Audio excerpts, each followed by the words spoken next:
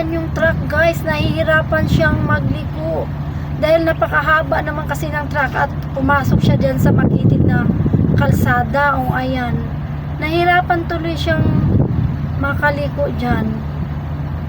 Sana nga makaliko na siya kasi kawawa yung driver.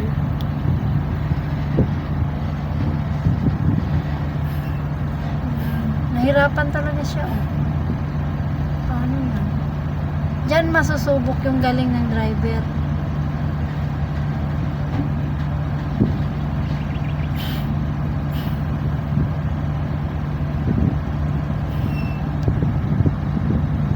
Tas ang kambing kanina pa yan nag-guide. Ang kambing.